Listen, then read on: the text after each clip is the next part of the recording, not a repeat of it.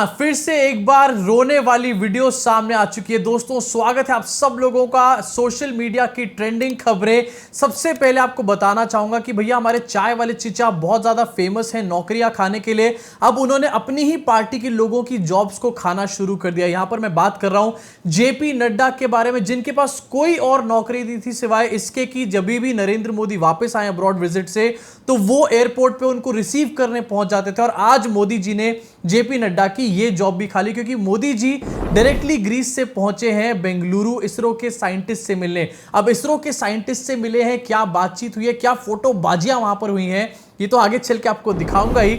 लेकिन उससे पहले जरा बात करना चाहता हूं ग्रीस विजिट के बारे में, क्योंकि यहां से एक बड़ी न्यूज निकलकर सामने आती है। अपने स्क्रीन पर सबसे पहले देखिए, मोदी जी कल सुबह ग्रीस पहुंचे थे और ट्वीट उन्होंने एक करके डाला, जिस ट्वीट के जरिए वो एक झांसा यहां पर देना चाहते थे। ट्वीट में उन्होंने लिखा, landed in Athens, looking forward to a productive Greece visit aimed at deepening India-Greece friendship. I will be holding talks with Prime Minister वहां के and also interacting with Indian community. अब यहां पर कुछ फोटोज शेयर करी गई और वहां के प्राइम मिनिस्टर के बारे में बात करी गई, लेकिन झांसा यहां पर यह दिया गया, ऐसा दिखाया गया जैसे कि वहां के प्राइम मिनिस्टर ही मोदी जी को लेने रिसीव करने पहुंचे, लेकिन ऐसा नहीं हुआ था।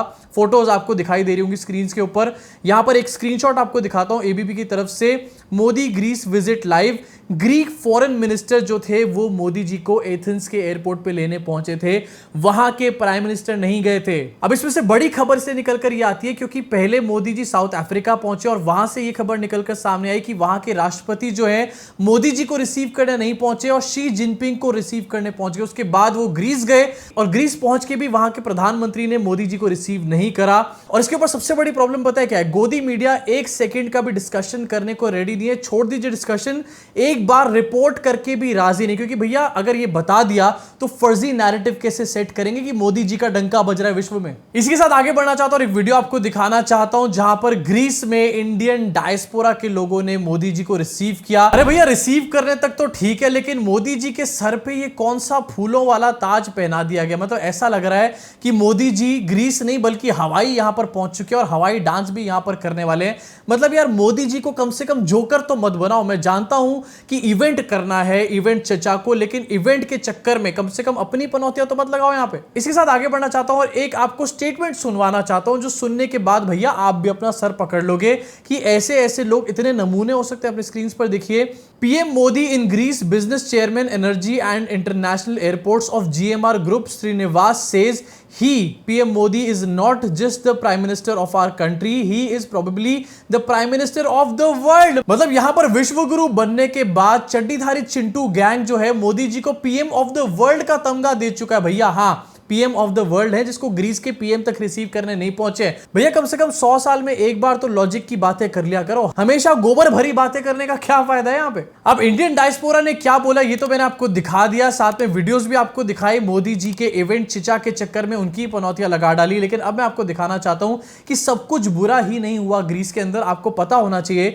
कि मोदी जी को वहां पर एक सम्मान भी मिला है, which is a very good thing. क्योंकि अगर यार हमारे देश के रिप्रेजेंटेटिव को एक सम्मान मिलता है तो हमारे देश को सॉर्ट ऑफ एक सम्मान मिलता है। अपनी स्क्रीन पर देखिए, यहां पर एक सम्मान मिला है मोदी जी को, जिसका नाम है PM Narendra Modi conferred with the grand cross of the order of honour by Greek president एन कैटरीना सकेलरपुलो। अब खैर ये तो था एथेंस का छोटा सा एक दिन का दौरा, जहां पर इस्कॉन के बहुत सारे लोग थे और वो इस्कॉन के ही लोग मोदी जी के इवेंट में भी भरे पड़े थे। इनफैक्ट वहां पर जय श्री राम के नारे भी यहां लगाए जा रहे थे। लेकिन अब मैं आगे बढ़ना चाहता हूं। मोदी जी जब वापस आए तो ग्रीस से सीधा उन्होंने लैंडिंग करी बेंगलुरु के अंदर। सबसे पहले तो उन्होंने जेपी नड्डा की जॉब खाली, लेकिन उसके बाद वो वहां के इसरो के साइंटिस्ट से मिलने गए थे, उनको कांग्रेचुलेट करने गए थे। लेकिन उसके बीच में भैया पूरी तरीके से चीचा स्कूल ऑफ एक्टिंग शुरू हो गया। सबसे पहले आपको एक वीडियो दिखाता हूं, आपकी स्क्रीन पर चल रहा होगा, जहां पर भैया एक रोड शो करा जा रहा है। भैया आप इसरो के साइंटिस्ट से मिलने जा रहे हो या फिर अभी आप कर्नाटका के अंदर अगले इलेक्शन के लिए एक रोड शो करने का काम कर रहे हो? यहां पर जनता को कंफ्यूज क्यों किया जा रहा है? इसरो के साइंटिस्ट से क्या कोई इस स्टाइल में मिलने जाता है? क्या ये रोहित शेट्टी की फिल्म चल रही है क्या?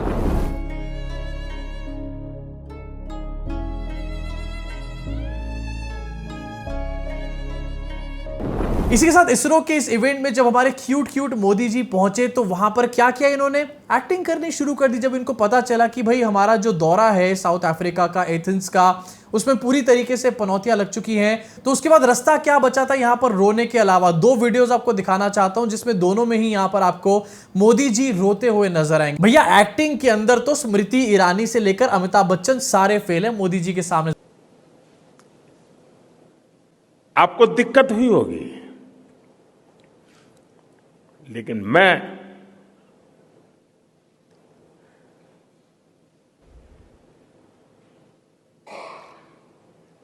भारत में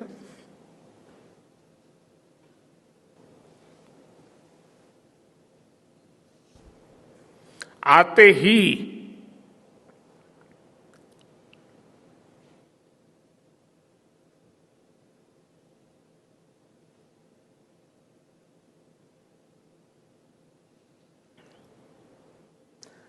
जल्द से जल्द आपके दर्शन करना चाहता था। यार ये दोनों वीडियोस देखने के बाद ना मैं एक ही बात बोलना चाहता हूं, भैया इतना तो निरूपा रॉय भी नहीं रोती थी पुरानी फिल्म्स के अंदर जितना यहां पर आजकल मोदी जी रोने लगे। मैं जानता हूं मोदी जी आपके इंटरनेशनल डंके के नाम पे पूरी तरीके से पनौतियां लग चुकी हैं, कहीं पर भी आपको ना प्रेसिडेंट लेने पहुंचे ना प्राइम मिनिस्टर लेने पहुंचे, लेकिन यार कम से कम वापस आके इसरो के साइंटिस्ट से जब आप मिल रहे हैं तो इस तरीके की ड्रामेबाजी तो मत करो। इसरो के साइंटिस्ट का एक खुशी का माहौल, इसरो के साइंटिस्ट ने एक अचीवमेंट प्राप्त करी है, उस थंडर को क्यों छीनने की आप कोशिश कर रहे हो चीचा। इसके साथ आगे बढ़ना चाहता हूं, आपको दिखाना चाहता हूं कि भैया एक बड़ी अनाउंसमेंट भी सामने निकल कर आई है। जहां पर चंद्रयान 3 का विक्रम लैंडर लैंड किया था उस जगह का नाम जो है शिव शक्ति रख दिया गया। स्थान पर चंद्रयान 3 का मून लैंडर उतरा है। अब उस पॉइंट को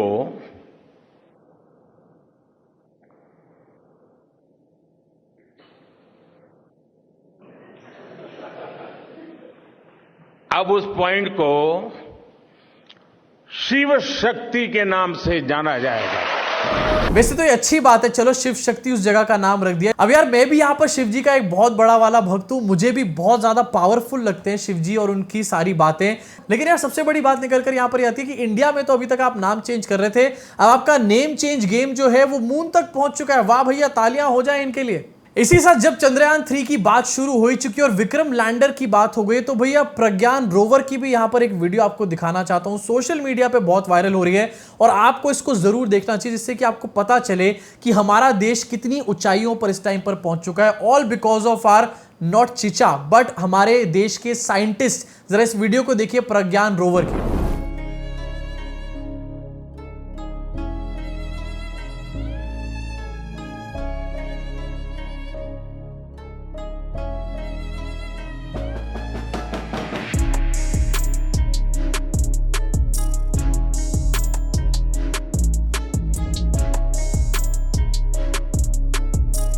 अब यार ऑनेस्टली मुझे जरा कमेंट सेक्शन में कमेंट करके बताओ कि इस प्रज्ञान रोवर के ऊपर आपका क्या रिएक्शन है, साथ में इन सारी खबरों के ऊपर और चीचा स्कूल ऑफ एक्टिंग के ऊपर आपका क्या रिएक्शन है उसको कमेंट सेक्शन में कमेंट करके बताना। साथ ही अगर वीडियो आपको पसंद आए तो लाइक का बटन दबा के, सब्सक्राइब का बटन दबा के, बेल आइकन जरूर दबाना। भैया अभी 1 मिलियन हुए हैं, 10 मिलियन तक हमारे को पहुंचना है और शायद तभी हम गोदी मीडिया को उसके मुंह पर एक करारा तमाचा मार पाएंगे। इसमें मुझे आपके साथ की जरूरत है, तो सोच क्या रहे हो, सब्सक्राइब का बटन दबा के बेल आइकन दबा दो। मुलाकात होगी आप सब लोगों से इस चैनल के अगले वीडियो में।